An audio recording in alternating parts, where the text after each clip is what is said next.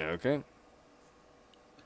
All right, and welcome to Mythical Monster Investigations. I think we're on episode 40. Yes. Yep. And I thought we'd have some fun with this by looking at the labors of Hercules, or as I call it, the atonement of Heracles, which we'll get into that.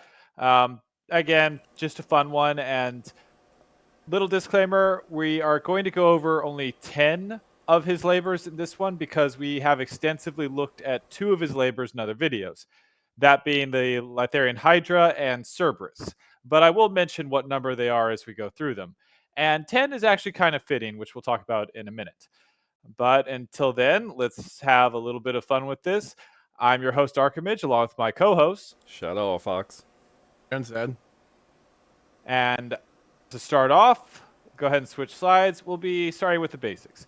So, this is Hercules, one of the most, actually, I think it's safe to say he's the most popular hero in Greek mythology. I don't really know if you can argue that Perseus or Achilles or anyone is more popular than Hercules. Can either of you two think of one that's more popular? Maybe Odysseus?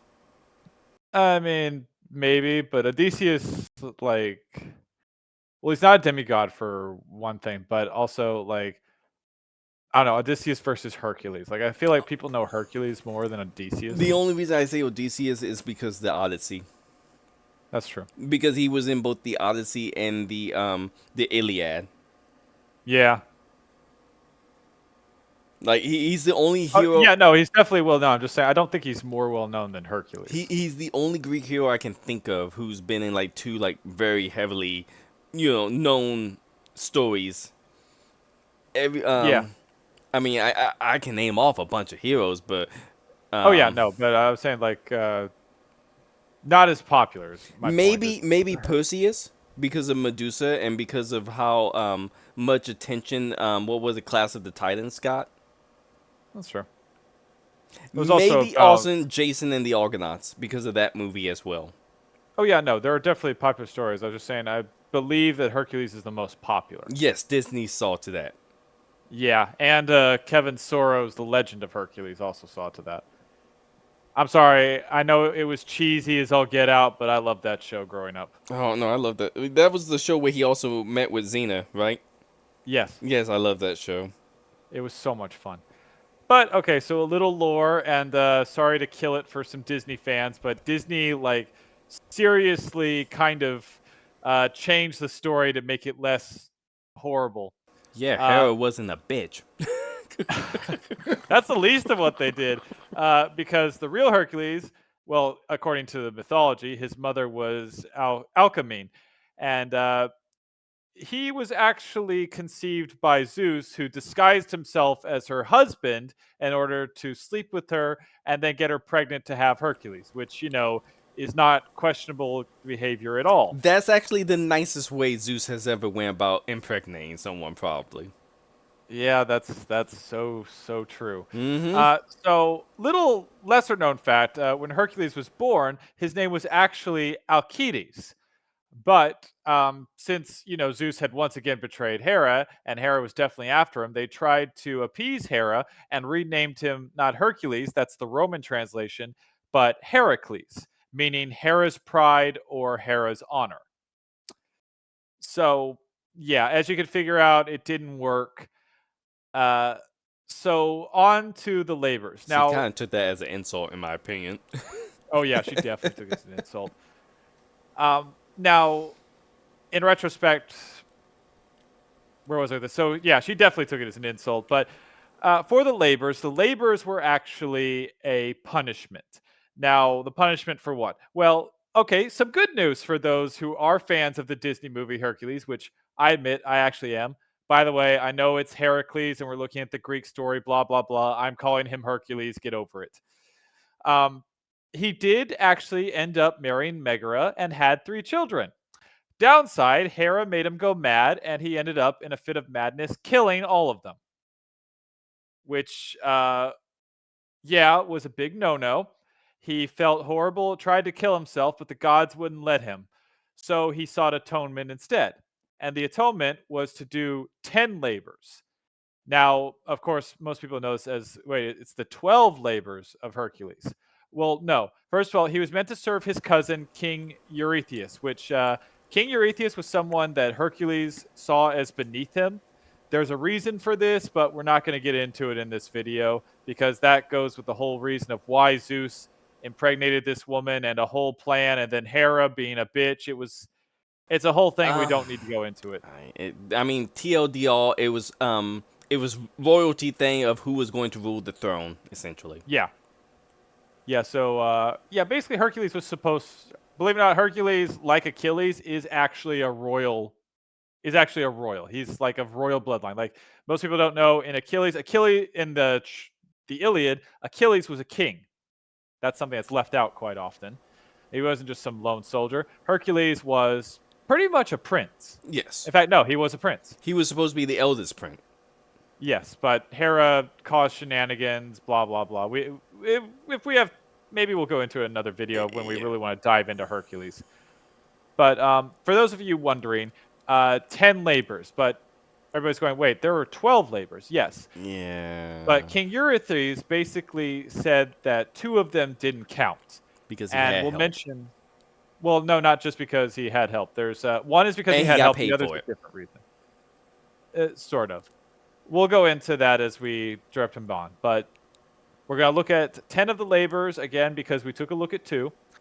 So I'll mention what they are in the right order. So go ahead and switch slides. We'll start off with the first one, which is the Nemean lion.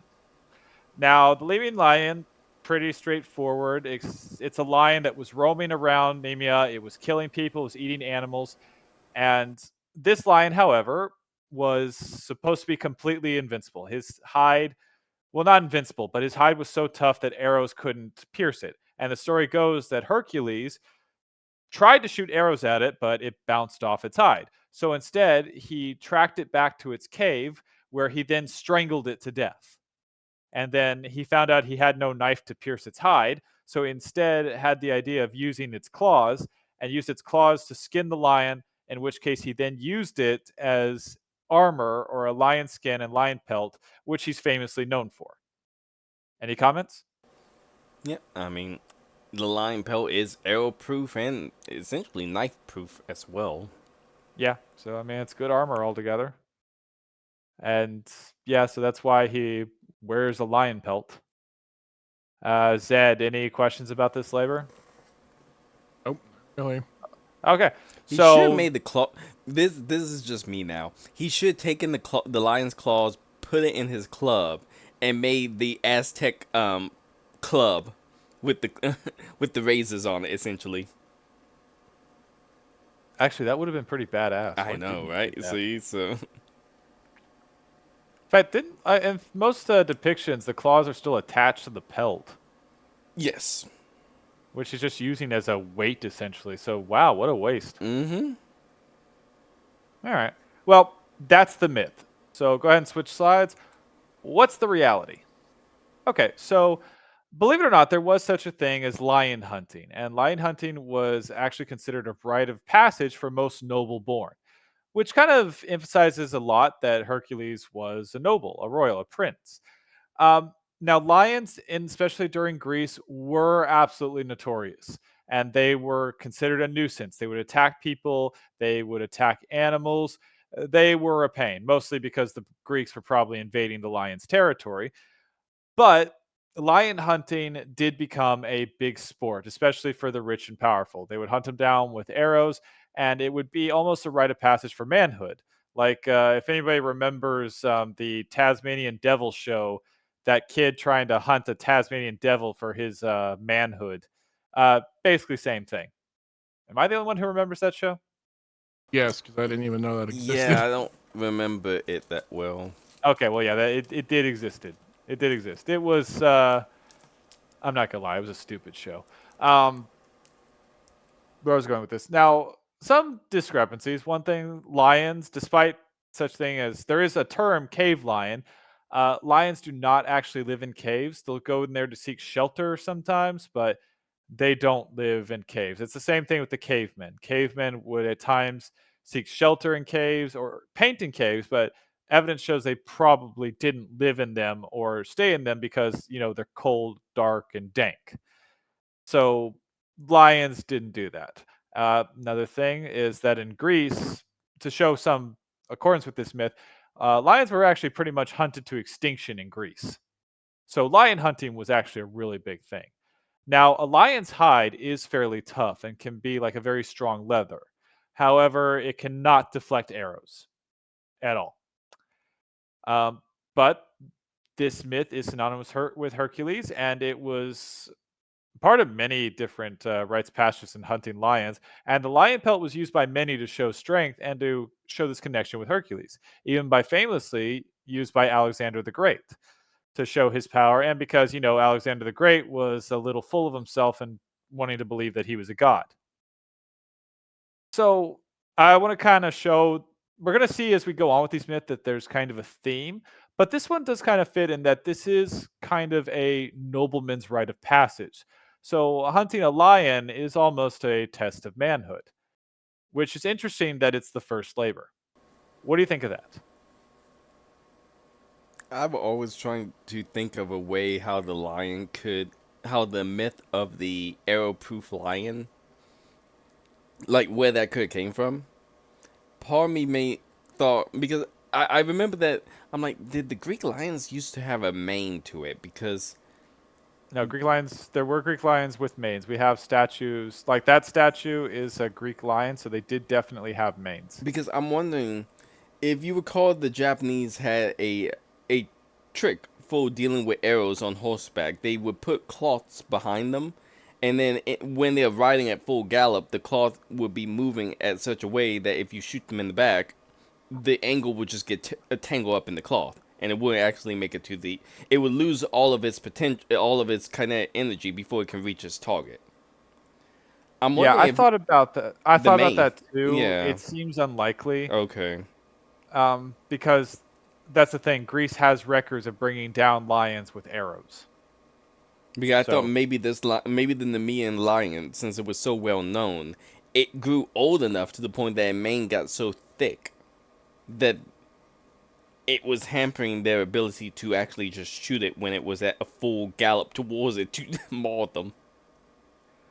yeah, no, probably not. And like, because I thought about that too, but honestly, Greek arrows were actually pretty decent. Okay. So it would have definitely been able to get through it. Because I Because also thought maybe they just had bows and arrows that weren't as good back then, but Greek arrows were actually pretty good. I know the Cretan arrows was good, but I don't know that much about the inland Greek arrows.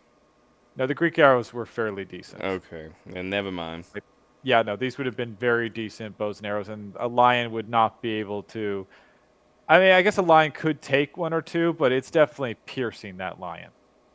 Like it's not bouncing off. Like its leathery skin's not that thick.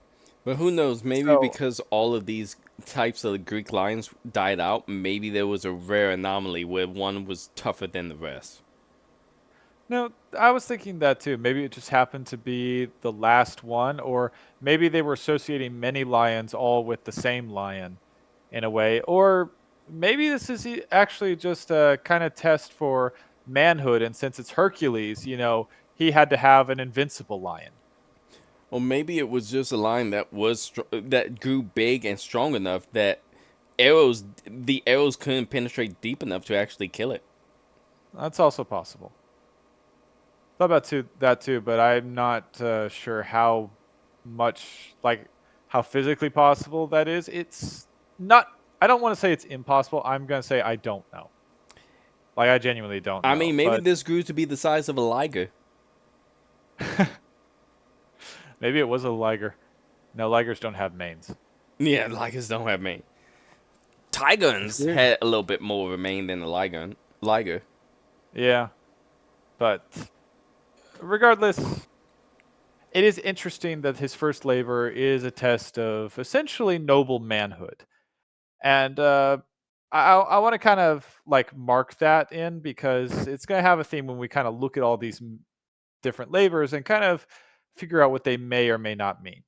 So that's the reality in the myth.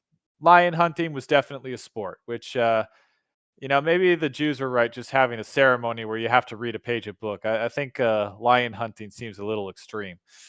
But, it, I mean, the Native each to their own, Americans. right? I think Native American did bison hunting. Well, yeah, bison's not going to eat you. No, it'll just go you. Yeah, but it's a bison. They don't sneak up on you. No, but it's huge. Relatively, they don't have claws. It's huge. It's a bison. You're There's telling a me reason they almost went extinct. Yeah, we had guns. Yeah, we had guns, but the Native Americans didn't. And I'm just saying, I think a lion is a little more dangerous than a bison. Although technically a hippo's more dangerous, so maybe it's a moot point. I don't know, but bottom line, let's just be glad we don't live in an era where to prove our manhood we have to hunt a lion. I mean, I think we'd all come out of it eventually, but that'd be a Zed, we're in agreement. We gotta make time. Alchemist hunt a bison now, since he don't think they're tough. Yeah, that's fine. What are the gun. restrictions? What does he have to hunt it with? Are You we know what? allowing him the gun? gun. We You don't got get a say in that. no. We gotta keep it to the Native American tradition. So bow and arrow and a spear, and a I didn't tomahawk. say it wouldn't be tough. I just said that a lion is more dangerous than a bison. And just for that statement, he gotta do it on foot. Okay. Okay, I'm still going with a lion is more dangerous than a bloody bison. I'm gonna make this a short. Decide lion versus bison. Which one do you want to fight? Okay, I've literally gone up and pet a bison before. Doesn't mean you want to fight one. No, but if I get close enough to pet it, I can probably I've seen kill people it. pet lions as well, and Yes, I've pet a tiger before. So yeah, but still, my bottom line is bisons are not going to eat you. no, that just go you to death. Oh, for heaven's sake. Okay, no hunting for us. Anyway, let's go ahead and move on to the No next hunting labor. for you. Huh? No hunting for you. The rest of us are fine. Yeah. Okay, fine. Go hunting. Go after. You know what? Go after a bison and a lion and see which one is more likely to eat you. And If then I call shoot me back. if I have a high caliber gun and I shoot a lion and I hit it, it's gonna pretty much die in one shot. If It's the same of a bison. yeah, it depends where I shoot it. Well, so with the lion, if you shoot the lion in the back, it's probably gonna be okay. With a strong enough rifle, I think that would take out a lion. Well, the same can be said of a bison. And I don't know. I'm referring to the. I'm also referring to the. I think you're thinking the African lion. I'm thinking the Greek lion this whole time, which is smaller, I believe, than the African lion. Well, most lions are smaller than the African lion, but remember mountain lions are smaller than the African lions, and they're more dangerous. Yeah, because they sneak up on you. Yeah, that's my point. A male lion can't sneak up on you. No, they can. They They're don't bad at sneak it. up on people. They're bad at it Oh no, compared they're to the actually female. very good at it. It's just male lions don't go after people. The whole thing about male lions in Africa don't hunt, that's a myth. No, they hunt when they're by themselves, but most of the time they do rely. If they're in a pride, they rely on the females more than them doing it because a lot of the male lions hunt in thick brush, where female lions hunt in open plains. So the male lions actually go in the more difficult places to hunt. That's why the rumor started in the first place. Yes, because, but early those safarians tend to be the didn't younger see lions males too. hunting. Huh? Those tend to be the younger male lions before they find prides of their own. Well, yeah, because the other lions have to guard the pride. Yes. But, no, that's what I'm getting My point at. is the male lions do hunt. No, they do It's hunt. a myth that they don't. No, they do hunt. They have to hunt because they have to be able to survive before they find their own pride. Yeah, exactly. But where were we going with this? Oh, The right. third Okay. labor. Yeah, third labor. So yeah, we're on the third labor. The second labor, of course, was the Letharian Hydra, which we already looked at and covered in another video. Feel free to check that out. I do not remember which number that was. I'll link it. Yeah. Link that up. So we did a video on the Hydra. It was cool. So moving on, his next labor, and by the way, the Hydra was one of the 2 labors that was not counted, and it wasn't counted because his cousin Aeolus seared the heads with flames so that the heads wouldn't grow back, and that's why King Eurystheus basically said, "No, that labor doesn't count." So moving on to the 3rd labor, which will count, which is called the Cerninian Hind. I probably butchered that name. But basically, this was an animal sacred to Artemis. It was something like a stag. It was said to have golden antlers and bronze or brass hooves and a dappled hide. By the way, just because I didn't know this and had to look this up, a dappled hide means a spotted hide. So basically, it had spots. Clear enough? Yeah. And they couldn't just say it had spots. Apparently, that's how they said it before they figured out the word spots. So I think that I don't know. terminology is still used with deers nowadays. Yeah. Okay. So, yeah, basically it's like a stag, golden antlers. It was very swift, so it was hard to hunt down. Hercules managed to track it. Now, this myth, like many of these myths, kind of changed a bit. In some stories, Hercules grabs it, breaks off a horn, has to explain to Artemis. Artemis agrees and lets him take it, and then Hercules later releases it back. In other versions, he kills it, explains to Artemis, then delivers the body. So the myth changes a bit, but essentially he takes the hind and delivers it to King Eurystheus. Oh, That's the myth. that's different from the one I heard. He What's yours? shot it between the, you know how the its ankle, the bones in its ankle or its foreleg have gaps in it. Yeah. He shot an arrow between the legs, between the points in the gaps in its bone, to essentially pin it and cause it to fall. And that way it allowed him to capture it without spilling its blood. Yeah, that's another version. Yes, that was the version I heard of. Yeah, no, like that's the thing. When you actually look into these Greek myths, like each one has like 1 or 4 versions of it, which we'll see especially in one of the last labors we look at, but that's a thing with it. Any questions with it? No, I think the only other thing I remember about this was that this particular stag was said, like, one of the reasons it was said to be Artemis' favorite, one of Artemis' favorite creatures that it deemed could never be hunted, which is why, in my version, Hercules had to shoot it in the legs because he promised Artemis he would capture it without spilling its blood. Yeah, and one of the stories, he said he captured it alive for Eurystheus. So again, this is where the myths kind of change depending Yes. on which version you hear. And my version also said he had to capture it alive. But Yeah. Artemis gave him the thing, you gotta capture it without injuring it, essentially. Well, he broke that promise.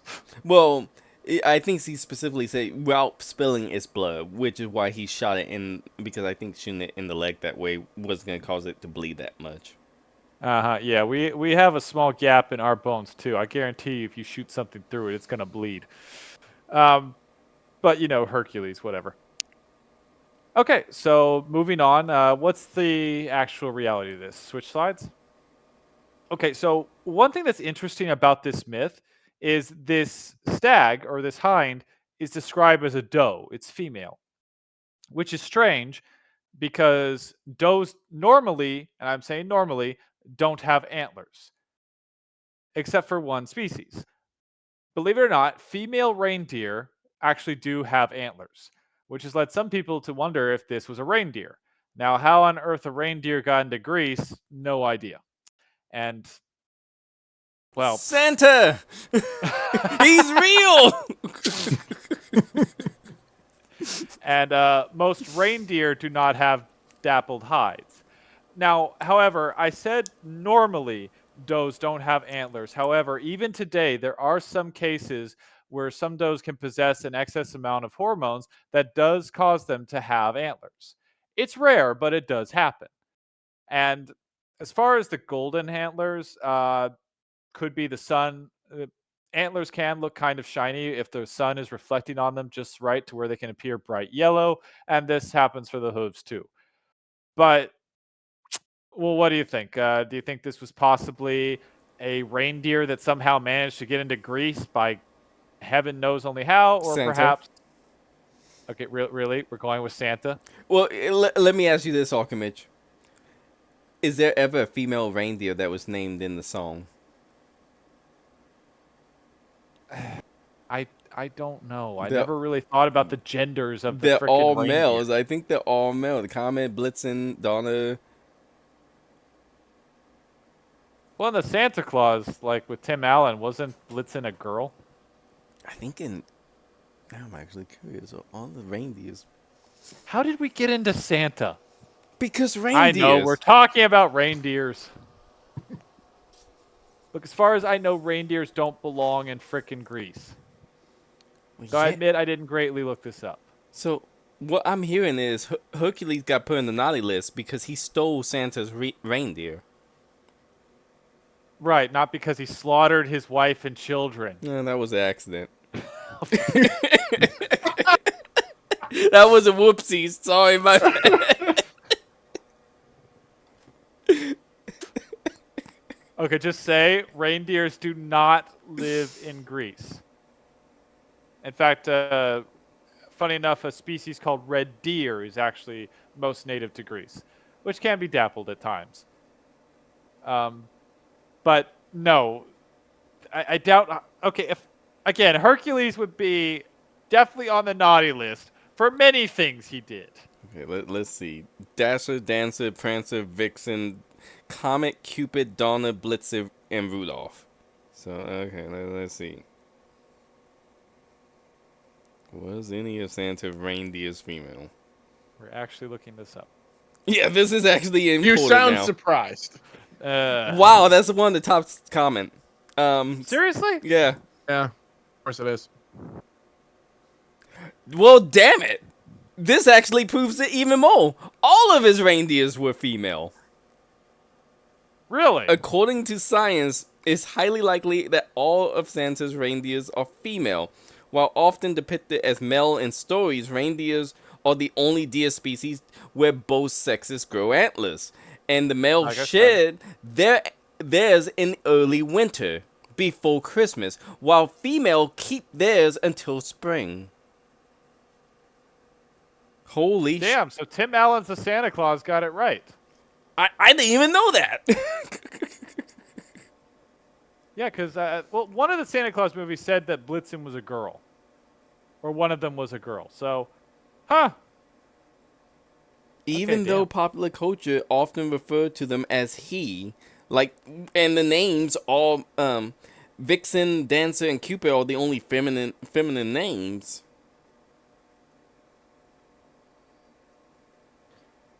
Most experts agree that it has to be female because the male deer lose their antlers at this time of year. So there you go. so Hercules apparently did take Santa's deer. He's on the naughty list for life. Again, murdered his wife and children. An oopsie. He was just drunk one night. Exactly, Zed.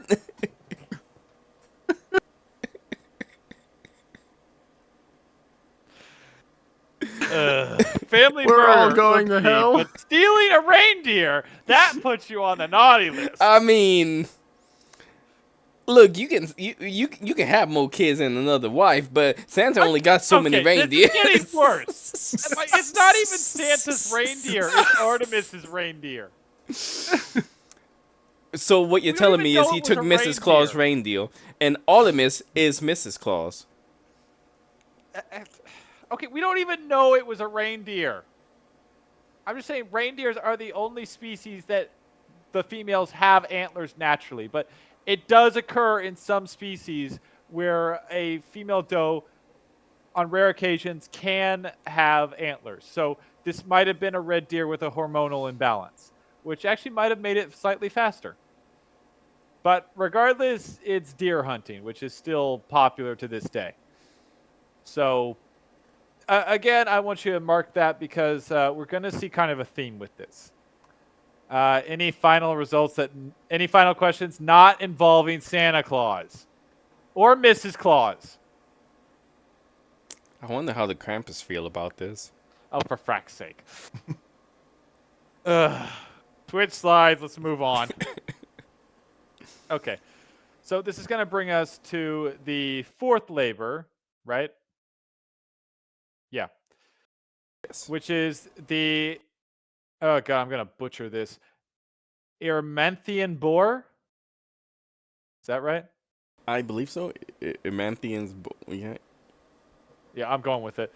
Okay, so this one, again, pretty straightforward. An enormous boar was terrorizing the land of Aranthia. It was a tameless boar. Its weight was vast. It had foaming jaws, and it was destroying everything in its sight, terrorizing people, destroying crops. So basically, it was a massive boar. For those of you looking on YouTube, that's Hercules holding the boar, and inside the pot is King Eurydice. As legend goes, he became so afraid of Hercules actually succeeding in these labors, which were specifically kind of meant to kill him, that he built himself a giant vase or urn to hide himself in when Hercules came about, because that would somehow protect him. He would do this very often with each labor. Yeah, pretty much. I mean, I guess it makes sense. I mean, Zed, if you're ever scared, the first place you'd go is hide in a giant urn, right? Sure. I mean, I can't think of a safer place. And I believe yeah. like he would do this like each time. Yeah, and this was particularly bad with the Cretan bull and the bull. Was he We say asked this, hmm so we see the same image when Hercules brings back Cerberus too. and So. Cerberus because he asked him to bring back these creatures, and then the second he bring them back, the first thing he do is hide in the vase because like, oh my goodness, I didn't think that was real. Right, which actually, speaking of this, go ahead and switch slides. This one is actually the most believable of all the myths because, honestly, boars are an absolute menace. Yes.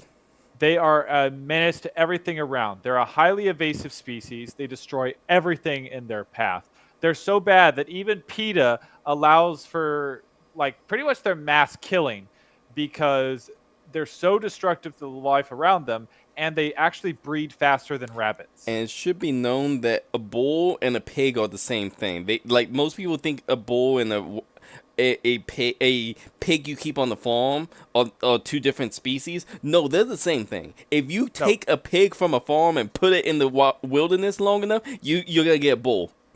Yeah, it's a feral hog. That's essentially what it is. And these things can get huge. Some of the biggest boars ever recorded in history, the biggest at 9 feet long and weighing at an impressive 2,552 pounds, was called Big Bill. Another was Big Mac, weighing an impressive 1,166 pounds. Then there was the Alabama pig, who was a feral hog who was killed by an 11-year-old kid. Well done, kid. That was a massive 1,051 pounds. And then famously, Hogzilla, which actually had a lot of controversy around it, about it being faked on how big it was, but it was still a very big pig weighing at 800 pounds. Yeah. So boars can get big. And Hogs like, are no jokes. yeah. I used to have friends who went hog hunting, and they often told me how scary and they told me you shoot it and then it doesn't die and you keep shooting it and it keep charging you and you empty your clip in it and you're wondering why it isn't dead yet. Yeah, no. Boars are extremely tough. Their hide is extremely tough, and they are dangerous. They have sharp, razor-sharp tusks that can kill you. Boars have killed people. This is not Babe from the farm. These things are dangerous. Every time you look at Wilbur, I want you to remember he's gonna become this one day. If you put Wilbur out in the woods and he didn't die immediately, we're gonna be looking at a giant pig monster eventually. Yes, and pigs are omnivores. They will eat anything. Yes. So yeah, the bottom line is don't let your pigs turn into this. Yeah, don't let them out in the wild. I mean, they are an invasive. They're so invasive that in Texas there is actually services where you can fly up in a helicopter and use Gatling guns to shoot them because there's so freaking many of them. Yeah, I think that they did that. They also allowed things like that in Alaska with wolves because of how. And they do that in several other states with hogs, I believe, because hogs are pretty evasive. No, hogs are very It, evasive species. They are to incredibly kind dangerous. of help our Europeaners out there because they don't understand this. When people say we need to have automatic rifles and they ask why, and people say wild hogs, this is the reason why. They're not BSing. For many people who do live in parts of the country where wild hogs are a actual possibility of wandering into your yard or your backyard or something like that. Yeah, an AR is the smallest gun you can probably have to kill these things. Yeah, like as a person who's a big fan of the 1911 45 clip, Oh, that's that's not not going gonna to do do shit to jack. this thing. That's not gonna do jack. You'll piss it off. You'll You piss will it the piss hell it off. off. You will piss it off. An AR-15, like you'll have a better chance. But Yeah, if like you empty a the whole clip, you'll have a 45, good. no, you're You gonna have a piss good it off. chance if you empty the whole clip in the damn thing. Yes, these things are amazingly tough. They don't want to die, No, they will fight to the death. and They're very territorial. They're highly aggressive. These things are dangerous. it's scary how you can just take a pig and they will turn into this. Yes, and amazingly, Hercules managed to capture this thing alive. Again, stories vary. One of the most famous is that he somehow chased the pig into a snowdrift, and the Yes. pig got tired going through the snow. Which, yeah, Hercules managed to chase one of these things. Okay. But, yeah, so this is actually the most believable myth. There is entirely a possibility that a very big boar was terrorizing lands and someone had to go kill it. Yes. Or take it alive if you want. But someone had to take care of it. And that is Hercules' fourth labor. Now, like we saw in the previous slide, the king was terrified that he was able to do this, and since he was trying to kill Hercules and it wasn't working, he decided for his fifth labor, go ahead and switch slides, to humiliate him a bit. And this was just plain dirty work. His job was to clean the Augean stables. Now, the myth is a little ambiguous, as most people who know this myth know. Hercules was tasked to clean the stables in one day. Now, this was either done by the king who owned the Augean stables, or it was directed by the king Eurydice. I'm not sure which one, as the myth can change to it. But bottom line, it was meant to clean the stables in one day. And this was purely a humiliation ritual. This was supposed to be dank, dirty work shoveling dung. Because as the story goes, the horses were supposed to be immortal. So because they were immortal and they never died, there was lots of dung, and the stables were basically never cleaned. So it would have. So, as one legend goes, Hercules made a deal with the king that if he could clean the stables in one day, he would get a sizable reward. Which Hercules actually managed it by routing a river through it. Now, how feasible that actually is, I'm not completely sure. I think But that actually, I believe, is the most feasible way, actually, in my opinion. I don't know. Depending on the strength of the river, you might take the entire stables with it. Yeah, but see, I'm not thinking the whole river. I'm thinking if you just if you route some of the water through the river. I mean, from the river to the stable, that would be enough to. Well, it also depends on how the stable's built. Like, if the stable's built to where it kind of clashes around the walls and doesn't go through the whole thing, it'd leave a lot of dung left over. So there's a lot of dependence. It's not impossible, but it is a little like okay. But what it showcases is intellect over force. So this labor was to show that Hercules was not just a dumb, smashing brute. He was also quite clever. Now, this labor was the other one that wasn't counted.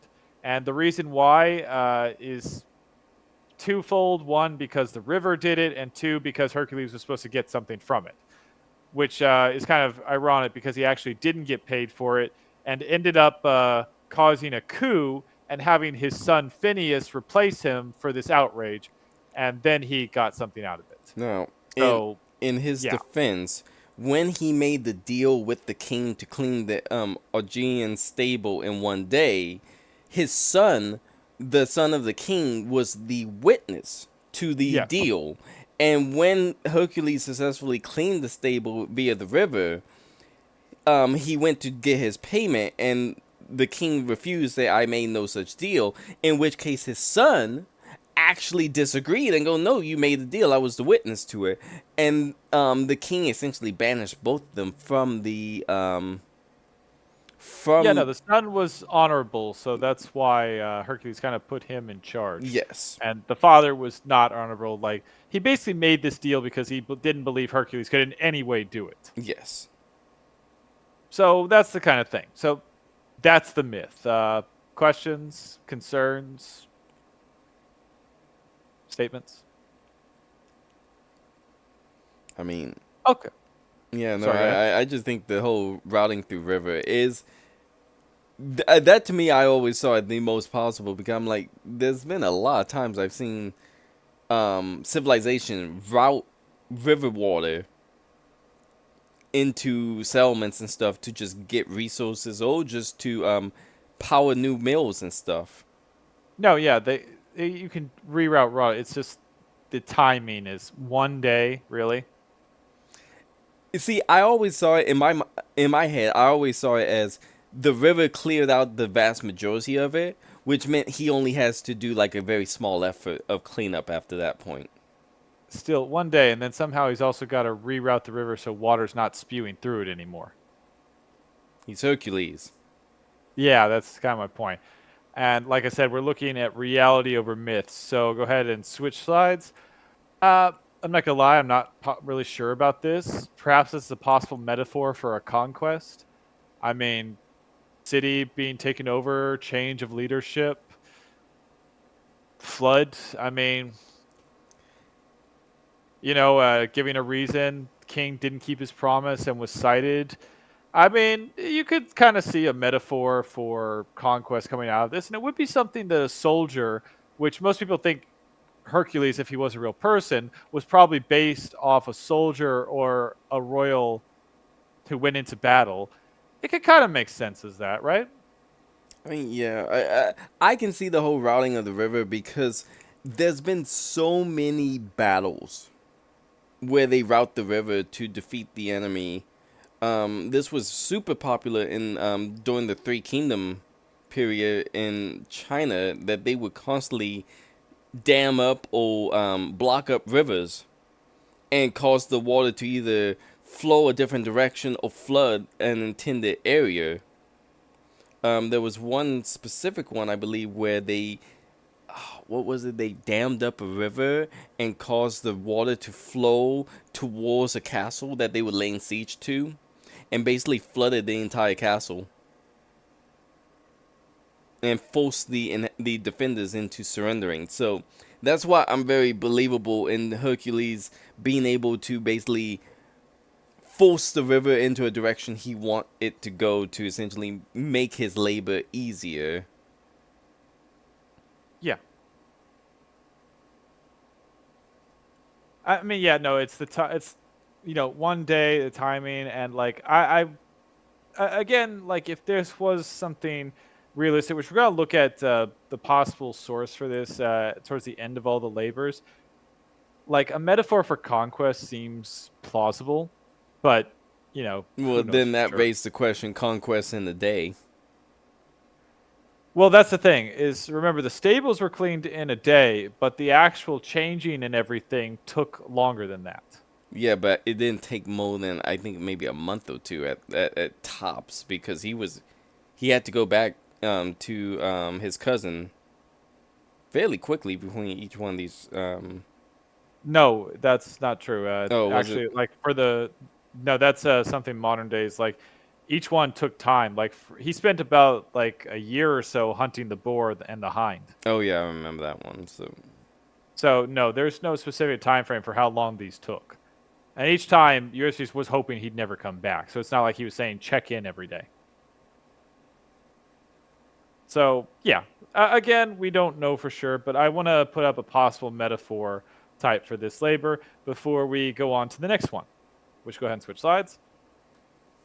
And this one is the I don't even want to try this. Stymphalian birds. Anybody want to take a better guess? Stymphalian? Stymphalian? Yeah. Zed? I would say Stymphalian. Okay. It's Stymphalian birds. Um, okay, so this one, basically, they were a type of swamp bird uh, that were attacking people. Some of them, some tales claim that they were man-eating birds, but that's not in all of them. They had bronze beaks, and metal-tipped wings. They were extremely dangerous. They would fly and basically cut soldiers with their metallic wings, bronze beaks, and they were an absolute menace. Hercules actually managed to get rid of them by talking to, I think, the goddess Athena or Artemis, one of the two.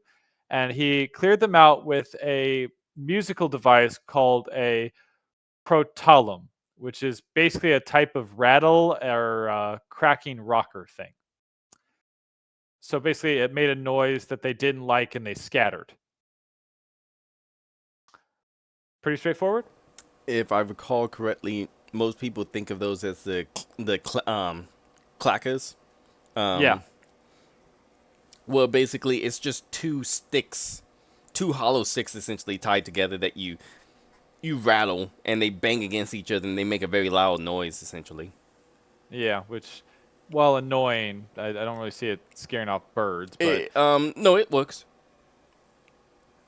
well, I It, mean, most noises scare off birds. but Well, except when birds are attacking. Like those when birds are in a specifically, frenzy, they're pretty like. I'm only saying those work because this isn't just Greek. If you remember the Great Leap Forward, in China, they brought those things back to scare away the sparrows and stuff, and they would have people Yes, in the field specifically banging those constantly to scare them away. yes, but my point is that they weren't swarming and attacking. No. But again, like there's some truth in this.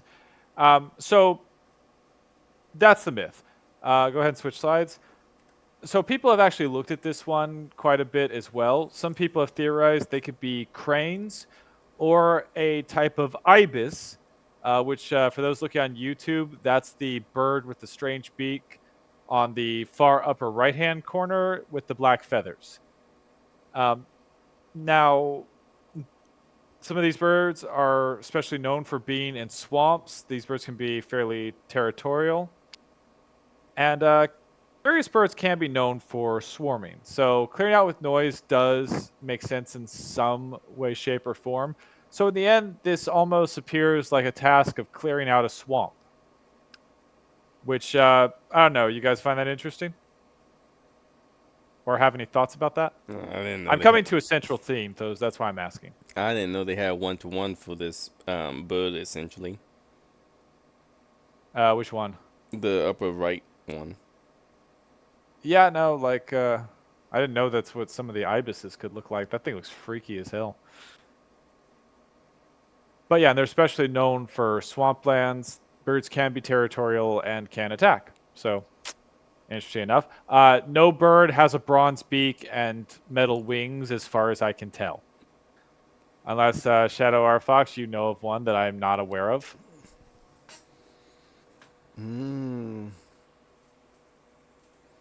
What is it? Metal wings, bronze beak. Yeah.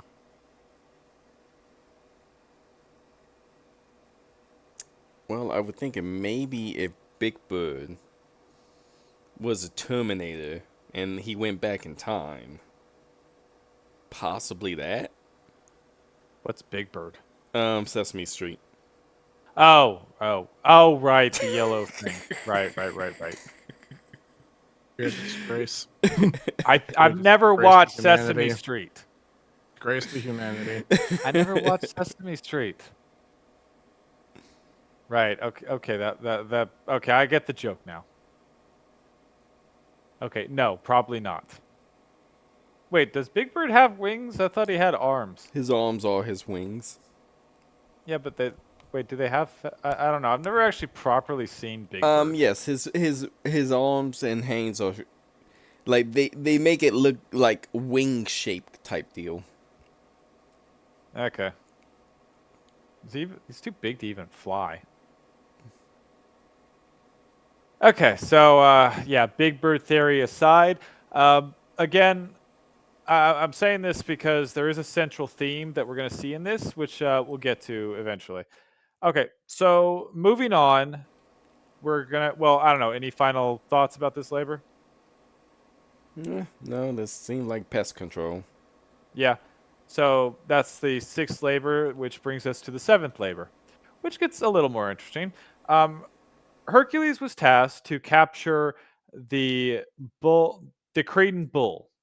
Now, famously, this is the bull of Minos, which was the lover of Pasiphae, either the king's wife or the king's daughter. I forget which one.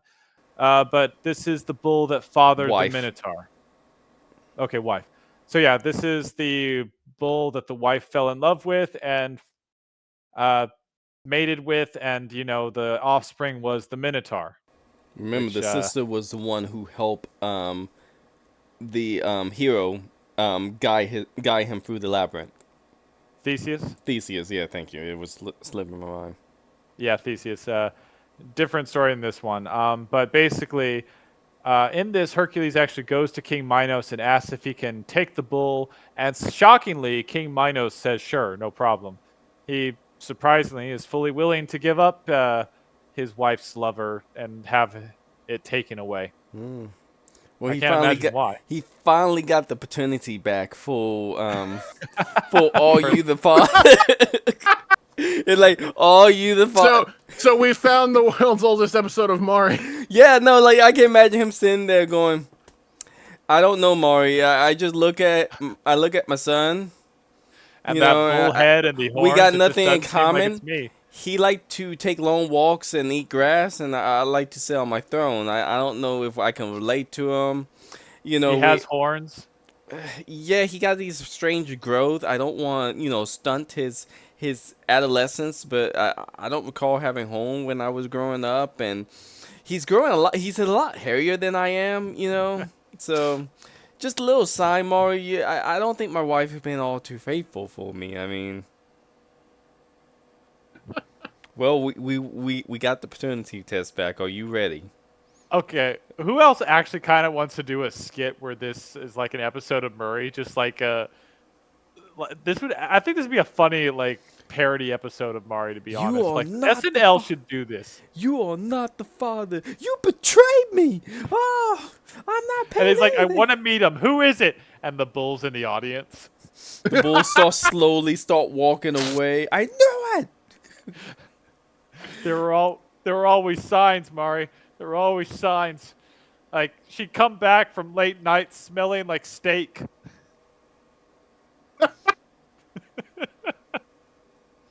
I wonder why he kept wearing cow patterned skirts mini skirts all this time. Damn it!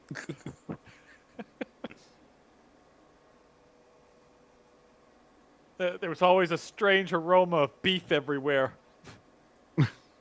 And he kept making vegetarian dishes, salads, That was the bunches of that was the- salads. That was the worst of all. That was the worst of them all. And every time the herds would watch through, she would look at it almost longingly. Okay. And he told me that freaking device he had, that was just a special chair. I wonder why it looked like a bull. He just said that was the new fashion in Athens. And I didn't know any better, and that was the new furniture, and not to judge her by it. The sad thing is, I think she actually did wear a disguise to get the bull to mate Yes, with her. no, see, built, okay, a little well, not history, but, understanding for people who do ranching. There is essentially a device that they will clamp bulls and horses into so they can essentially milk them for their seed. And she essentially builds a See, has a one of the inventor builds a essentially a pin that will disguise her as a female bull, so that the male bull will mate with her. God, could you imagine that poor inventor, like the queen coming up and saying, "I need your work." "Yes, ma'am. What do you need me to build?" "I need you to build a bull, like an outer bull shell, so will a bull will take me." What? Sorry, ma'am. What? No, not me. It's for a female bull. He's not interested. I want to trick him. So you want me to make something big enough for a female bull to be in? No, a human Oh, you woman is calling me fine. fat?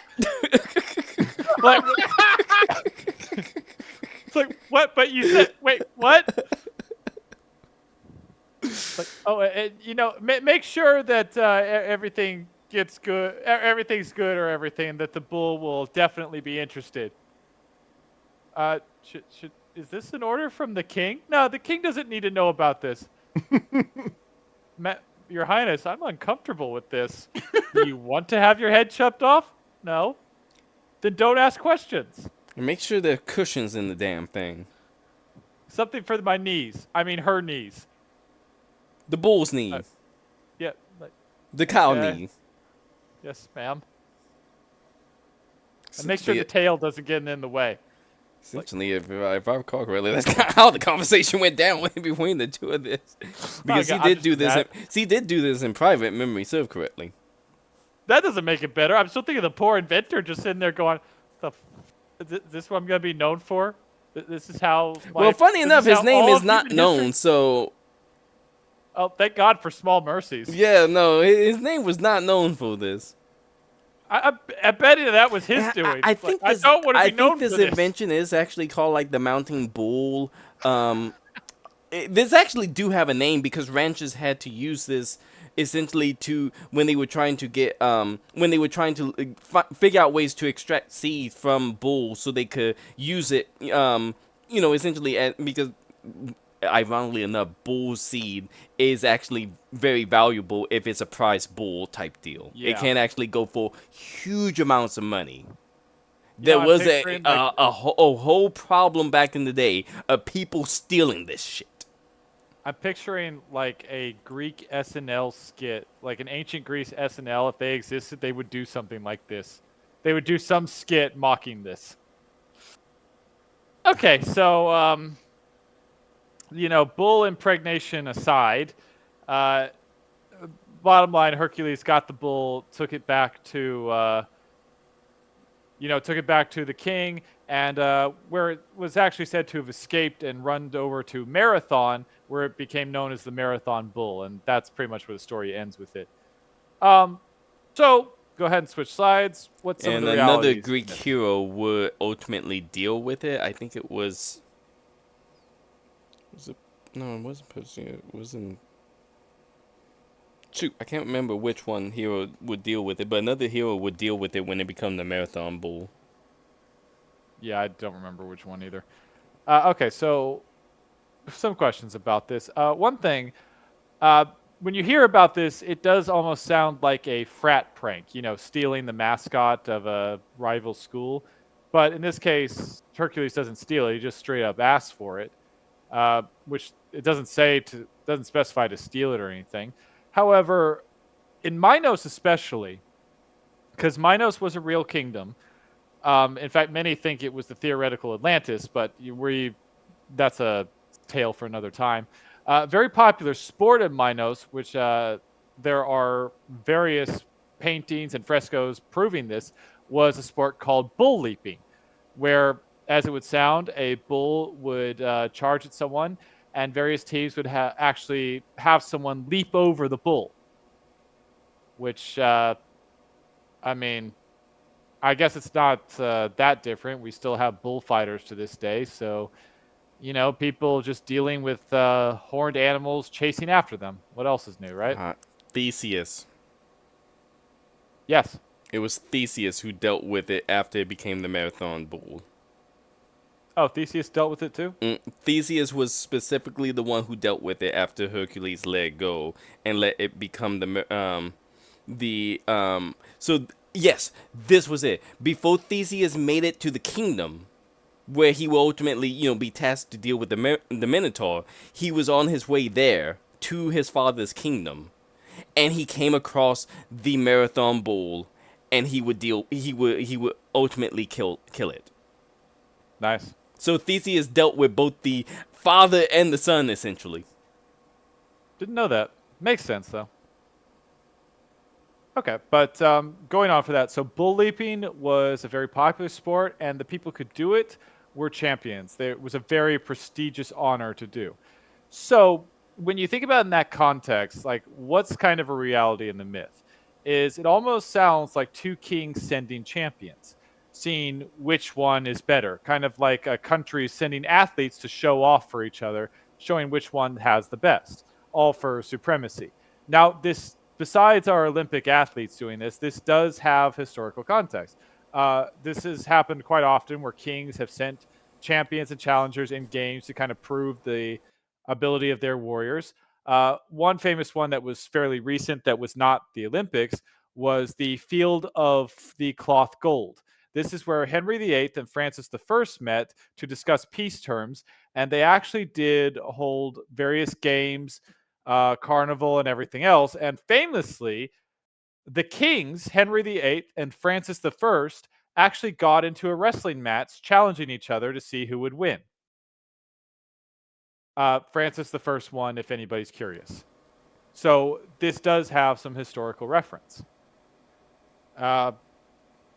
So I don't know. To me, it sounds like Creed and Bull. The fact that the king wasn't in it, it almost sounds like a king trying to kind of prove his power by sending one of his best athletes and soldiers, or a prince proving his worth. What do y'all think? Maybe. Maybe. And the only thing that got me on maybe is because this was specifically referred to Crete then, because this was the Cretan bull, Yeah. and But it was specifically with King Minos, who was related with the Minotaur, and this goes back to the Palace of Minos, and that's the Atlantis thing, and the Crete. It's a whole thing, which if we ever do an Atlantis episode, I will mention it. because the thing is, Crete had a problem with wherever the city state that Theseus would end up ruling over. I don't know if he had a problem with the city state that Hercules was representing from his Well, cousin. that's what I'm saying. It doesn't actually have to be a problem. Like two kings who are friendly can just come in and kind of show off. That was my point. Okay. Like with Henry VIII and Francis I, even though it was a peace treaty, they were there peacefully. Even though I doubt Henry VIII was happy about losing the wrestling match. Because But then I again, always you're a wonder if king. the Cretan bull was real, just because it is vividly described as well, I believe it was a solid white bull, like a white bull, magnificent, larger than most bull. I Um, mean, honestly, it probably was like a prize bull that they had to leap over because, like I said, this was a very popular well, sport. So they'd have a prize bull more as well than as that, prize it bull was a leapers. breed. The story of the Cretan bull was specifically Poseidon gave it to the king of Crete to sacrifice in his name, and he refused to sacrifice it, and in turn made it into his prize breeding bull, which is a very believable story, because if you get a very good bull, you're going to make it a breeder rather than sacrificing it, and Exactly. that picture of it is very flattering to it being a male bull. Yeah. And that made me think very well that the bull was more than likely a actual real giant bull that was possibly a good breeding bull because of its size. Yeah. No, that completely makes sense, which is why I was saying this does sound more like um, sending a champion to prove himself, which again is building. I'm mentioning this because it's building up to a theme that we're seeing with these things. Um, but with that, let's move on to his next labor, which I'm kind of losing count, but I think we're at 7, right? I believe so. 5 was the horses, 6 was the birds, 7 was the Cretan bull. Okay, so no, we're 8. at 8. Yeah, yeah, probably. Okay, so the mares of Diomedes. These are the famous flesh-eating horses. Pretty straightforward. They were considered wild, untamable, so much so they had to be chained with iron chains to a bronze stone because they were just so wild. They were said to breathe fire, and Hercules was sent to capture these. Now, again, some of the myths alter. Both of them end with Hercules feeding the horses the king of Diomedes, the king Diomedes, to tame them. One version has a boy who went and to watch over the horses at first, but Hercules didn't realize they ate flesh, and the boy ended up getting eaten, which pissed him off, and then he fed Diomedes. Or another one, he just straight up fed Diomedes to the horses. Another one had Hercules sleeping and was nearly ambushed by him, but managed to get out of it. But bottom line, these wild horses were basically made tame by being fed to them. Now, according to it, he brought them back to Eurystheus, and then their origin goes a little funny. Some say they were allowed to roam free. Others said they were given as a present to Zeus, who later sent wolves to kill them because they were so unruly. And then another says they were they had descendants of great horses, including Alexander the Great's horse. Yes. But Alexander the Great liked to claim almost anything that made him sound more godly. So, grain of salt. I mean, for the one I heard for this one, the version I heard was when when he got to the mares of Diomedes, whatever the name of Hermes' son, I can't remember the person who got eaten. I know who you're talking about. I don't remember the name. Basically, if you're looking on YouTube, he's the guy who's being chewed on right now. Basically, that's Hermes' son. That's Hermes' like half demigod son, similar to Right. Hercules, half mortal, half god. And the story went because the mares of Diomedes was mares of an actual like king or person essentially, and he went to get the mares, and I think if I recall correctly, he said you can have the mares if you can make them follow you, and he got he basically forced them with his strength into getting them to submit and follow him, and then they were like, well, oh jeez, he's taking all of our good horses, let's get him, because I recall that Hercules had to fight off Diomedes' forces, and during that time they left him the mares in the hands of Hermes' son, and by the time they got done dealing with the forces, the mares had already devoured Hermes' son and basically got full. Thus, they had calmed down. Yeah. No, that's correct. And then, as for the whole Alexander the Great thing, I think the way the version of the story I heard was after he offered the horses to his cousin would turn them into breeding mares. And ultimately, the horse that Alexander the Great would Bacchus, I believe was the name of Alexander the Great's horse. I know which show, but I don't remember. Bacchus, I always mispronounce it. Bacchus or something like that. Basically, that horse was supposed to be the descendant of those wild mares, essentially. Yes, but again, Alexander the Great would claim anything. Well, to yeah, make he him claimed sound he was more the godly. son of Zeus. Yeah. And then made himself a god in Egypt, so it's not like and like that's the thing is Greeks, as we've kind of showed this, Greeks like to change their stories.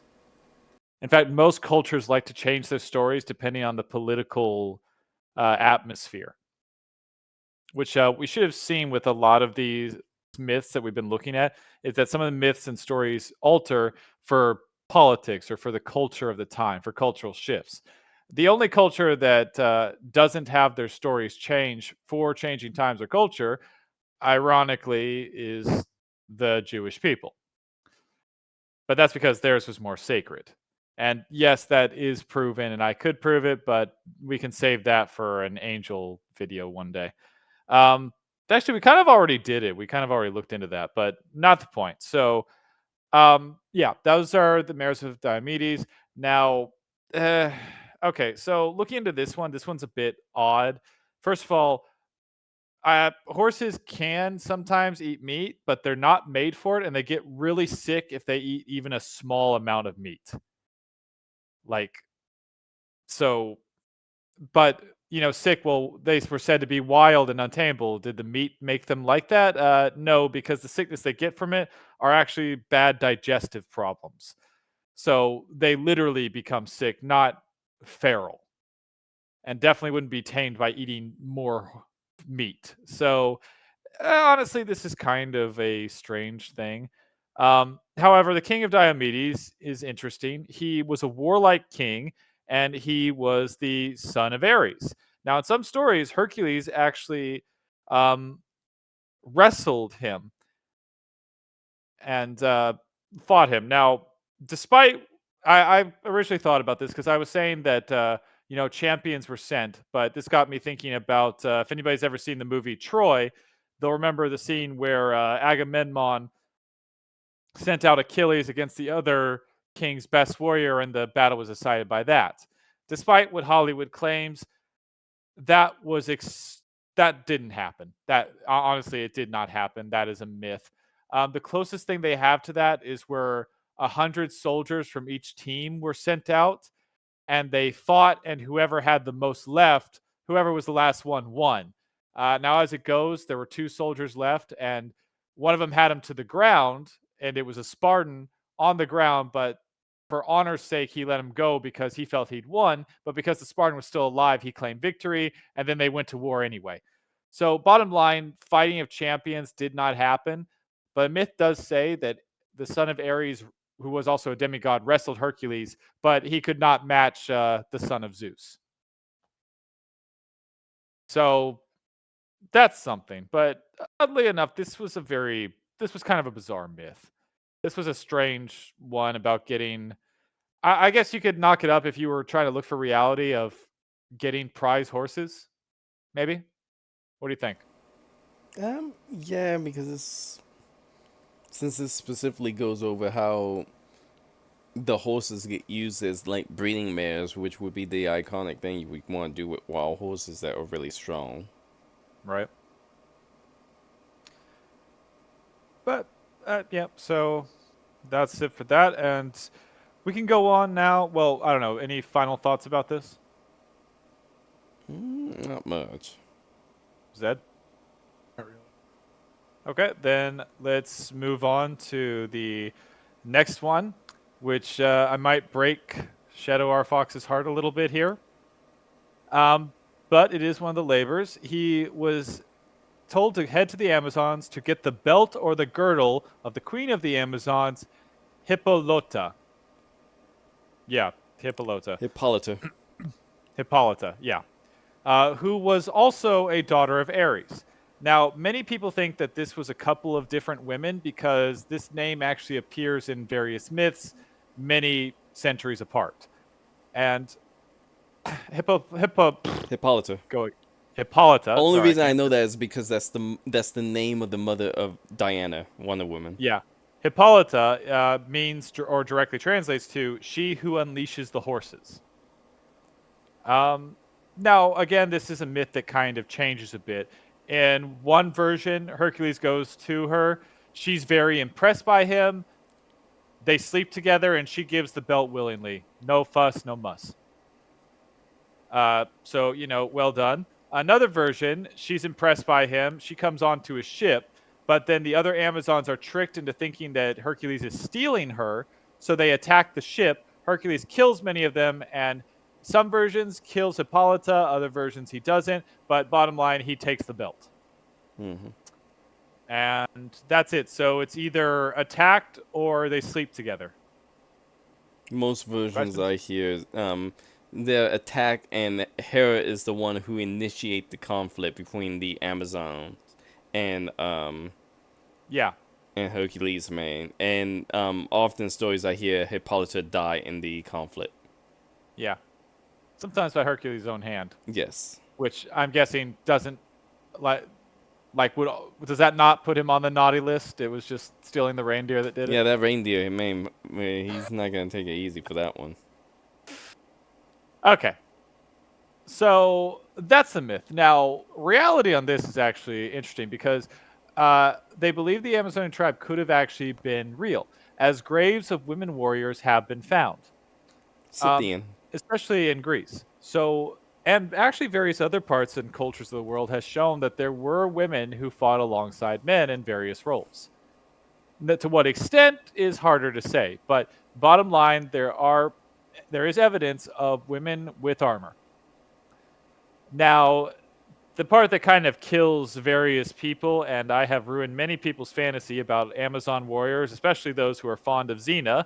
So, Shadow R Fox, cover your ears if you don't want to hear this. Well, I've heard it, The word and Amazon actually means no breasts. now, ironically Now, enough, there is archaeology evidence recently to break the myth that they got rid of all their breasts. well, no, they didn't get rid of all their breasts. The rumor was, and the reason they were called no breasts was they cut off their right breasts Yes, so for that they could archery, throw a spear better. and in some Which, cases they say for archery. yeah, which seems like a very heavy price to pay. I mean, Yeah, you geez. don't really need to do that too. I know, and well, as a guy and an obvious lover of breasts, ladies, please don't do that. And Like, again, on behalf, I think I will speak for all straight men when we say, please don't do that. there are archaeology studies recently of digging up these tombs and these burial ground of these so-called Amazons or warrior women to show that not that while this may have happened with some, not with a huge majority of them, because they're finding more graves with breasts, with both their breasts intact, or showing no marks of scarring that would be resident of them doing this, essentially. Yeah, I think that only like the real hardcore would actually do this because I mean, think about the time period of doing this, like You could get the infection and die possibility for so quickly from infections. this. Yeah, possibility of infections and like maiming yourself for this is just like kind of extreme. It's not kind of extreme, it is extreme. It's But extremely extreme. that's some of the reality behind it.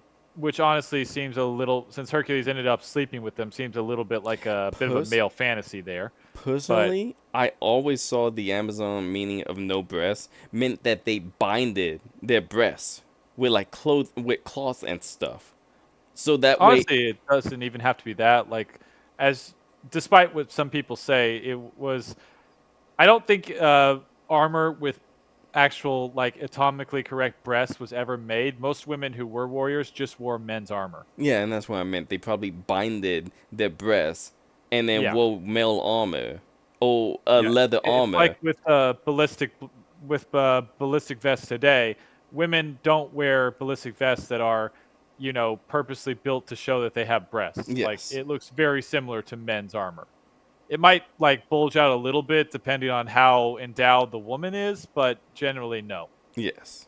So that's a myth made up by Hollywood. I can't imagine why Hollywood would have a bunch of breastplates with atomically correct breasts on them. I'm sure there's a perfectly innocent explanation for that, but it probably didn't happen.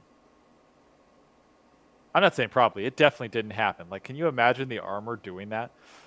I mean, Like, I'm sure there was at least a queen or someone who was very high up, maybe who I don't could. know. I've seen Queen's armor. Like, have you seen Elizabeth the First armor? She did not have breastplates. Well, she No, had a breastplate, but not a breastplate. God, this is a nightmare for actually describing this. the only reason I'm thinking is feasible is because how many times have we seen medieval knights who decided to give themselves a huge cock piece? Yes, but there was actually a reason for that. But I don't believe that that ever went so far as breasts for women, as far as I know. I don't recall any. Like, as far as I know, this is a Hollywood myth. Um, yeah, no, I think it's entirely a fantasy armor concept and has never been historically proven.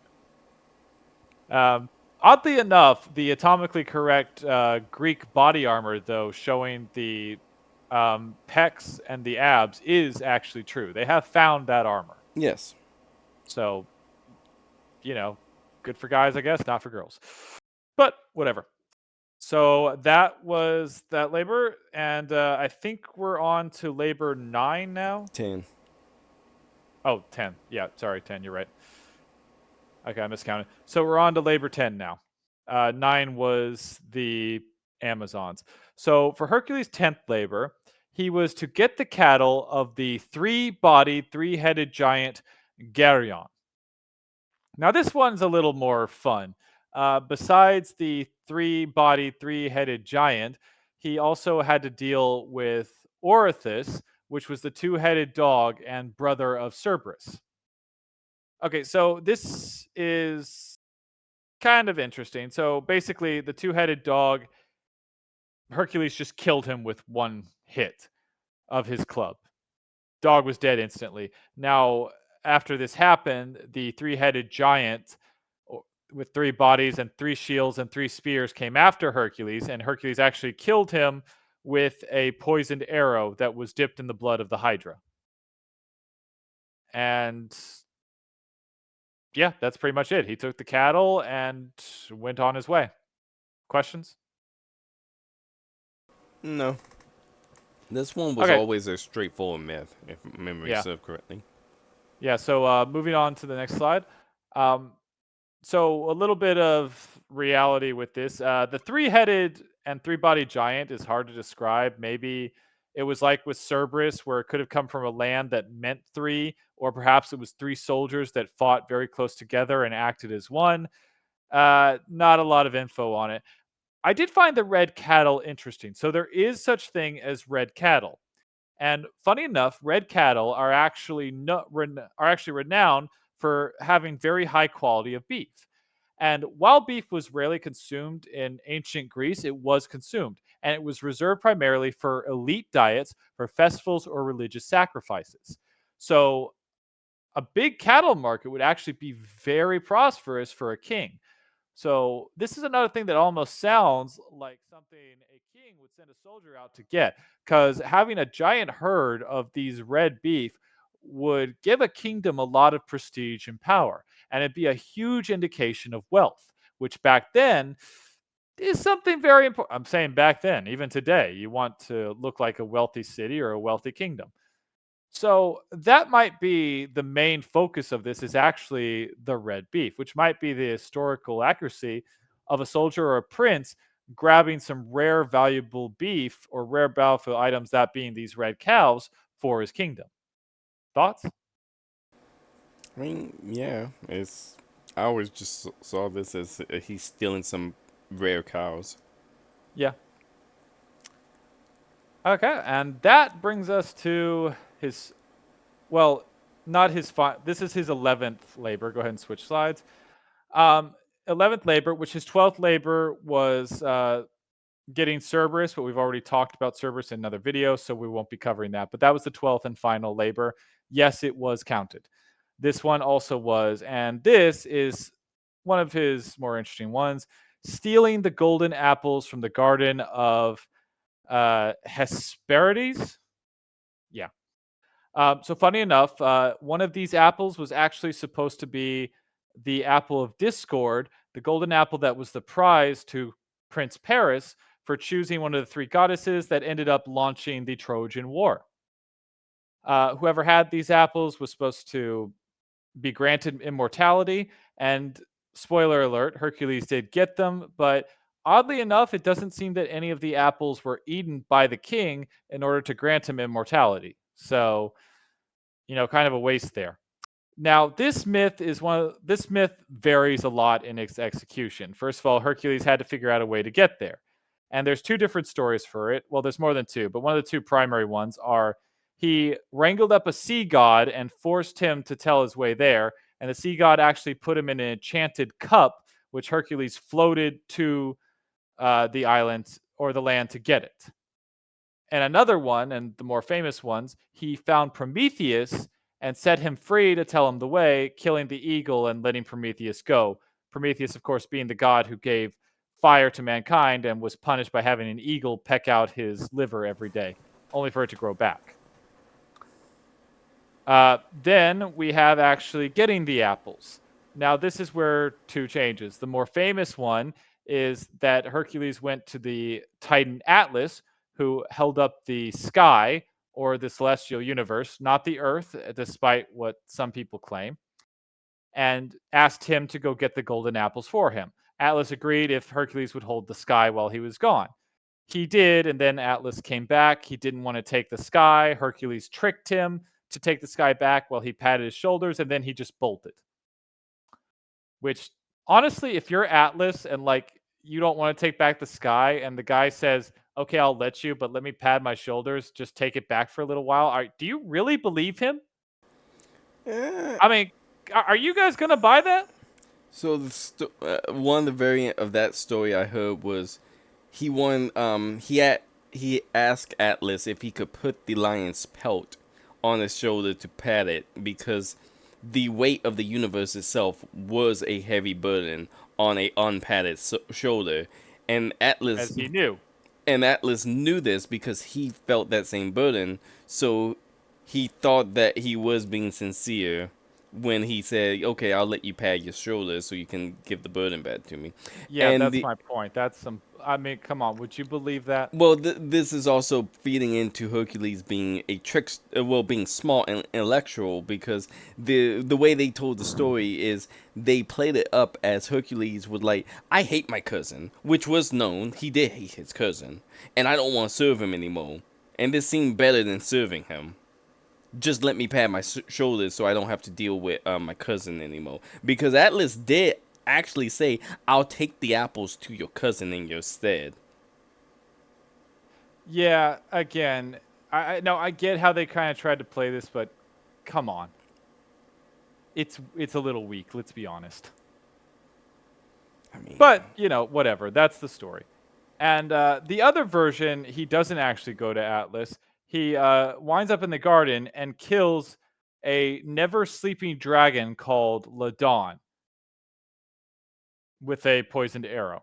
So, yeah, it's I don't. I guess the Atlas story is more popular because they wanted to show a Hercules being clever story rather than him just blatantly killing something with an arrow, which I guess makes sense.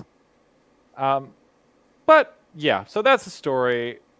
What's the reality? Well, hard to say. I mean, there are such things as yellow apples, but oddly enough, golden apples specifically were oftentimes actually considered to be oranges instead, because they didn't really have a word for orange. And, well, as someone who doesn't particularly like oranges, I don't see how they're going to really give you immortality, though oranges are known to cure various sicknesses and ailments. So I guess you could kind of see it coming out of that. well, there I'm is a asking. type of apple that is referred to as the golden apple because of its bright yellow color. And Yes, but like some cultures, a yellow apple was directly an orange, which I guess makes sense before you have a word for orange. well, not only that, oranges would be rare to grow in Greece, and you Yeah, would need to travel across the sea to find them. yeah, so it makes sense. And to be fair, oranges can be other colors as well. I mean, it's basically just. I think oranges nowadays actually have a bit of a dye put in them. They are definitely more mutated than the original oranges to look more distinct and palatable to us. Yes, because actually they're more naturally a greenish color, I believe so. especially in tropical climates. Because the green color, the chloroform in the green doesn't break down, and the orange color is primarily from colder temperatures, if I remember correctly. Though some could be yellow. So green, yellow makes sense. So I guess it would make more sense in those colors where the orange is considered the golden apple. Till later on, we got them and kind of were able to control the temperature a bit more to make the orange more orange versus the green or yellow that it probably used to be, or that it was primarily. So I guess makes sense in a way. But yeah, that's the myth. Interesting. Yeah. Okay. And with that, that covers the 12, well, the final 10 of the 12 labors of Hercules that we've looked into. So now, what does it take from it? Now, if we've looked at it, you've seen kind of a theme that's promoting a lot of these myths, and that's man versus nature. In each one, Hercules has to take on a seemingly unstoppable or hazardous form of nature that's threatening expansion or Greek looking at. And if or Greek expansion, if we look at this almost from a soldier or a royal prince serving a king, each one of it seems like things that a military force would do. You know, getting rid of animals like a lion or a boar or birds that are attacking people or going to another kingdom to show off your soldier's strength as such with the Minoan bull, perhaps going as an invoice to Amazons, things like that. This all does seem like things that a warrior or some high ranking royal would do.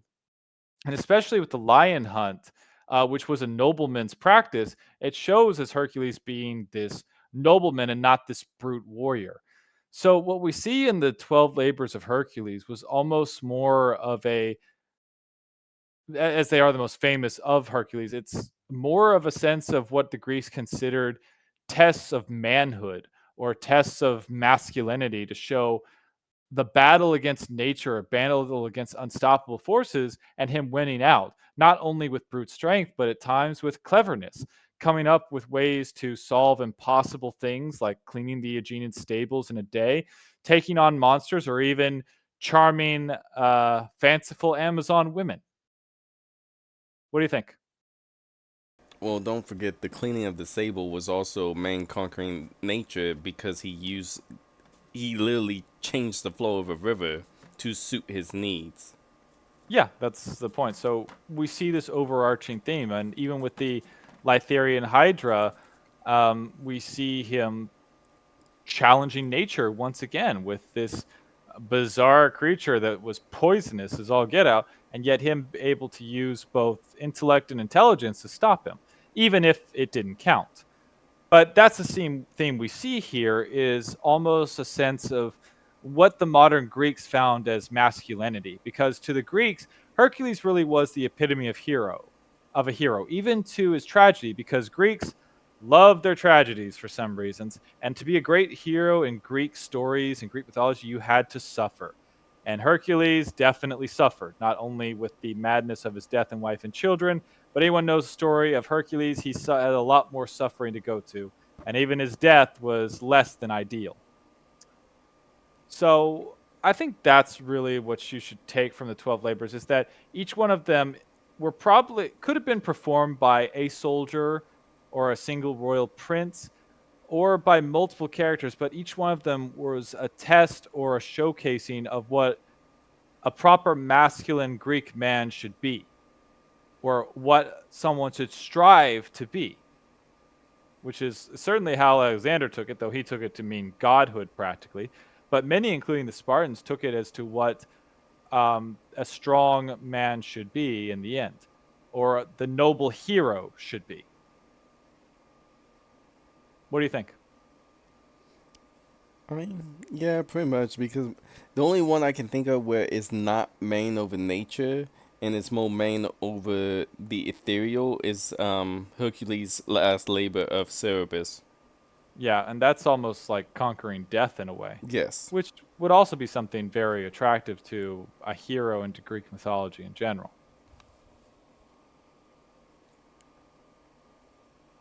But also still in the theme of tackling a powerful force.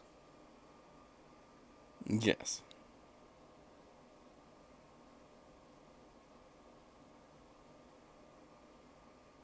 But that's the overall idea.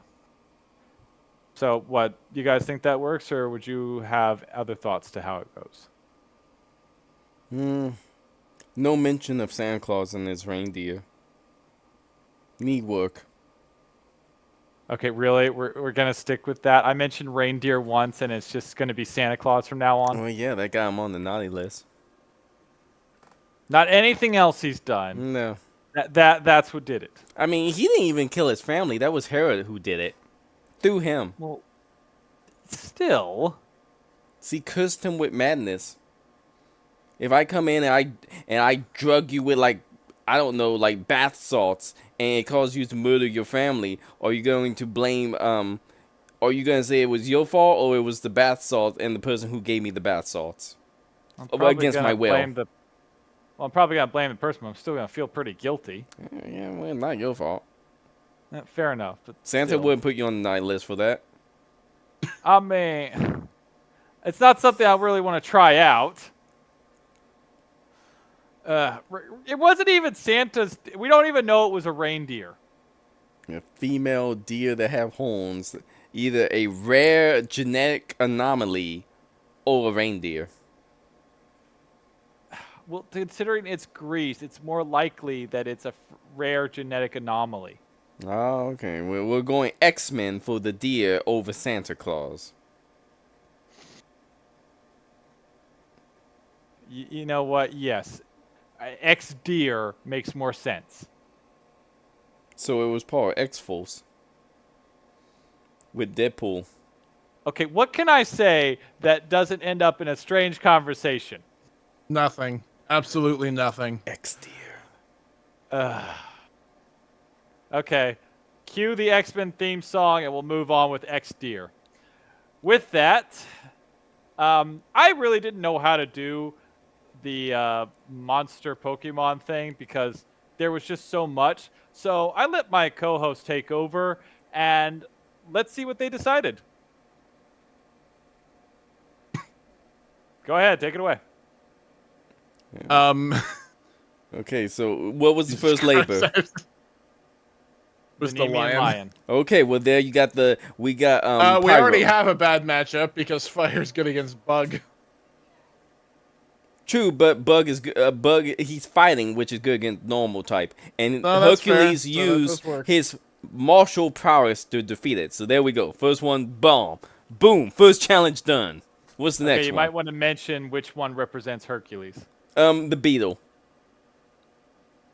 Heracross. Heracross in the middle. Oddly enough, one of the few Pokemon on this list that I actually know. So what's the next? What's the next one? He's one down, one labor down. Well, the next one was the Hydra, but we skipped that one. Okay, yeah, we'll move because on. we've already done it. After that was the Hind, the Stag, the Reindeer. Santa okay, Claus well there we naughty go. list. Santa Claus. Okay, He's right so up there. Standler, normal type. Heracross easily take it down. Next labor done. Next is the Boar. Ah, there we go. We got M-Bull. He's dark type as well, I believe. No, he's fighting Fire. Oh well, then Heracross is screwed. But Yeah, Heracross. That's the tough one. Which one is that? the one in the top flaming pig. Oh, the one with the pig snout. Okay, got it. We could have went with Mammoth Swine. I mean, he may have won against Mamoswine from the ice, but Okay, this is a maybe. What's the next one?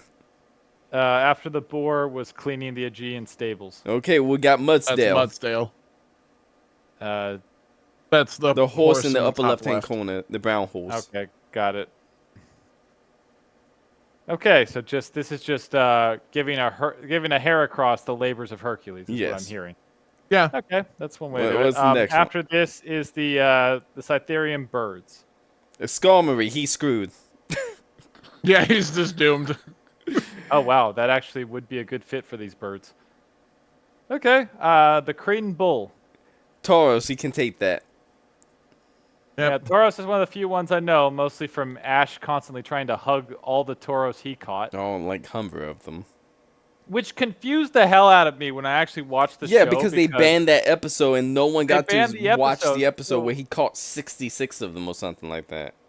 I know, and I'm like, when the hell did he catch these things? And like, it bugged the hell out of me until I finally found out, oh, they banned this episode because there was a gun in it. Yep. And they couldn't just somehow remove the scene with a gun in it. I don't say even remove the scenes. Like, come on. At that age, I knew what a gun was. Yeah, but they If were. anything, I think it was more dangerous not showing because, like, you got to teach kids, don't play with guns. As long as they weren't showing them juggling around, they were dangerous. I think it would have been fine. But, people are soft nowadays. So moving on. What were we on? We were on the bull. Yep. Okay, the next is the flesh-eating horses. That black horse. That's Spectrier, the black horse with the purple mane. It doesn't do that, but it's the closest thing that would look like it. And What is the purple considering mane horse Alexander the Great horse that was descendant of this was black, I think that's a good fit. Oh, there you go. All right, after the horses was the Amazons. There we go. We put what's the name of that bug? That ultra Pheromosa. pheromosa. That's the white one. Bug fighting, just like Heracross. If we're going by the myth, they're not fighting. Yeah, but Amazon, female bug, same as Heracross or Hercules. And the Amazon would probably be described as a tall, strong woman, essentially. Yeah, fair enough. Well, I hope Heracross likes the thin ones. Okay, so moving on. What's afterwards? Obtaining the cattle of the three-headed giant and three-bodied giant. Duck trio. Yeah, good. 3 heads, Sure. 3 bodies. Which ironically, man, that Doug trio is steel type, so it is weak to Heracross. Yep. Steel's weak to bugs. Okay. No, steel it's is weak to fighting. Oh, okay. All right, makes perfect sense. Sure, why not? Well, you can punch steel, right? I can. There we go. The Okay, just Pokemon. because it doesn't hurt. Just because it doesn't hurt me that much doesn't mean people should go around punching steel. The logic is that the reason they made fighting good against steel is because when they were doing fighting types, they was like they chose the elements that you saw a lot of martial art masters manipulate. So rocks, you watch a lot of people punch rocks and break rocks. And then they did steel because you saw some martial art masters who would like bend steel or punch dents into steel and stuff like that. So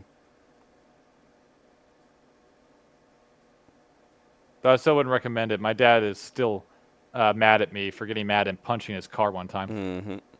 Well, yeah, Street Fighter. How many times do people beat cars up in Street Fighter? Yeah. To be fair, I didn't think I'd actually dent the car. He was so mad at me about that. Anyway, moving on. The golden apples are last. And there we go. That would be Hydrapple in the bottom right there. Solely because it's shiny turns it into golden apple. Not to mention, Okay, it's so also is a the apple- dragon. Also, it is a dragon, and technically that is one of the Hydra style Pokemon. So there you go, 2 in 1. Okay, is the apple part of the Pokemon, or is that just what it lives Paul, in? it's supposed to inhabit the apple, if memory serves. It inhabits the apple, but it's part of the theming of the Pokemon, so it counts. Okay, makes sense. All right, and that is our Labors of Hercules. How'd y'all enjoy it? I knew the labor of Hercules really well, so Yeah, but I thought it'd be fun to kind of take a look at, in-depth look at, and see what may or may not have inspired some of the myths, or some of the pieces of it. And what do you guys think? Do you think it was a lone royal soldier who was sent out to do this to prove himself? Do you think it was just a bunch of soldiers who did various things? Or do you think this is an allegory for a kingdom and how they proved themselves? real demigod who pissed off Santa Claus by stealing his reindeer. Clearly, Really? This is the canon you want to go with? yes.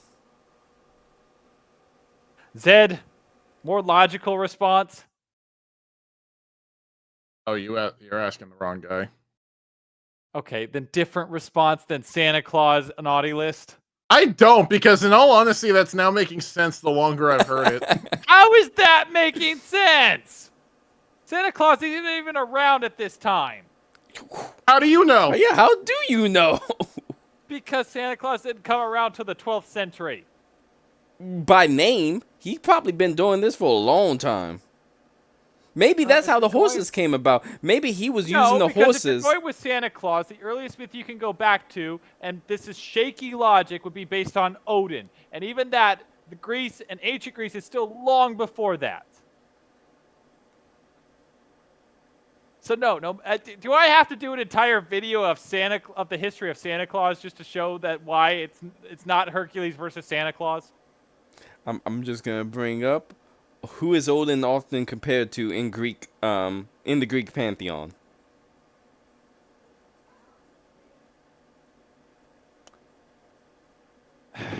No one compares Zeus to Santa Claus. So Zeus has a white beard. He may not have a belly full that shake like it's jolly, but I mean, he definitely get around it. He shakes the bedroom up a whole lot, and he's very jolly when he does that. So, Yeah, but he very much does not. Santa Claus does not leave, Santa Claus doesn't rape a bunch of women. Let's just go with but that. he leave presents, and children leaves are considered presents into a lot of people's lives. Yes, but not. But he doesn't force the Okay, really? Are we really doing this? I think we found Santa. His other occupation before he became Santa, he was Zeus. He was not Zeus. He left presents all over the world. Santa Claus is a rather modern myth, and it had nothing to do with ancient Greece. That's what they want you to believe. Do I really have to go over the entire history of Christmas just to prove this nonsense? I mean, it sounds like we're just hearing Ebenezer Scrooge here. Oh, for heaven's sake. Okay, well, all right, I'll let you know if the three ghosts visit me. I can bore them to death with the history of Christmas. You probably will. Probably. You're going to be Get me out visited of by it. Santa, and he's going to look jacked. And you're going to be like, oh, I was wrong. I was so wrong. I didn't say anything about Santa. I just said Santa's not Zeus. Yeah. Oh, mm-hmm. That's how it started. You just got on the naughty list. You know what? And that makes sense. And now the naughty list makes sense. What do kids get on the naughty list? Coal. What happened if you get struck by lightning enough time? You're going to probably be charcoal black like coal. Okay. So before he probably gave coal, he just hit people with lightning bolts until they turned charcoal black. Okay, the coal thing came later. Believe it or not, coal was actually considered a good gift because coal provided heat. Yeah, and guess what else can provide heat if you get hit by it enough? Lightning does not provide heat. Okay, what is lightning made of? Lightning is an ionized plasma. And it's plasma hot or cold? Plasma is hot, but it's not gonna heat you up. It's gonna kill you. Well, But no, you'll there be are hot people who before struck you by die. lightning. Okay, there have been people who survived being struck by lightning, but they were basically fried. And I bet they were hot when they got hit by it. I don't know. It was instantaneous. All they felt was the electrical jolt to the system, which shorted out any sensation they would have felt, heat or cold or otherwise. I'm definitely going to get an AI-generated picture of Zeus Santa. You're going to get an AI-generated picture of Hercules versus Santa Claus. Oh, yeah. Why did I say that? Why did I say that? That's going to be the didn't have thumbnail say to that. this now. I did not have to say that. That's going to be the thumbnail. Get ChatGPT, Gemini, or whatever is listening. Give me a picture of Hercules stealing the reindeer of Santa. Oh, for frack's sake, what did I just do? It's probably going to be the Disney Hercules, too. We're going to have one heck of a thumbnail for this one. Oh, God. Okay, so I don't even remember the point I was trying to make with the labors of Hercules, so I hope you all enjoyed it. Until next time, where, I don't know, we'll either discuss an angel video or I'll find something that Shadow Arfox can't turn into some bizarre conversation that I don't understand. I don't know what that would be, but I'll try to find something. We'll talk about if you stab a leprechaun, do it bleed Lucky Charms. Okay, we've had this conversation before. No. We'll also discuss how to find the end of a rainbow. Until next time, I am your host, Archimage, along with my co-hosts. Santa's Rios, Shadow Fox. And Zed. Until next time, see you later. Bye.